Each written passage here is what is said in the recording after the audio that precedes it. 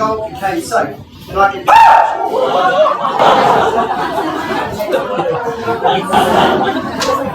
The end result.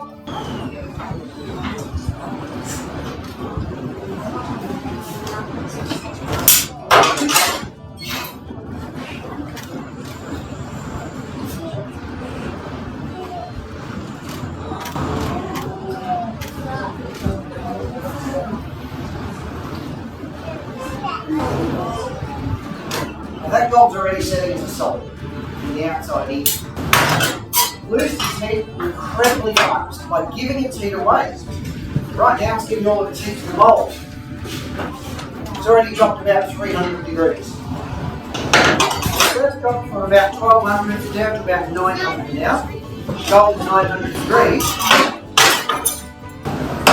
Absolutely solid. But still sitting at 900 degrees. Now if anybody wants to touch it,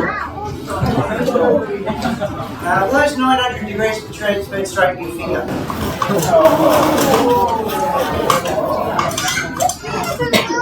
you think you can't handle that?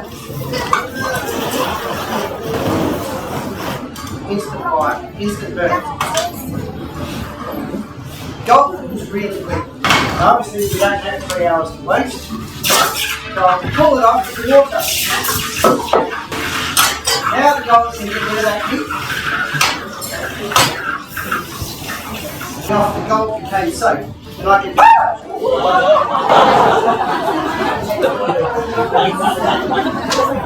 The end result, take a million little bits, melt them down, you get one bit.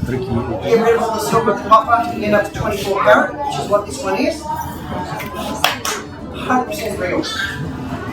I've got 3 kilograms of it.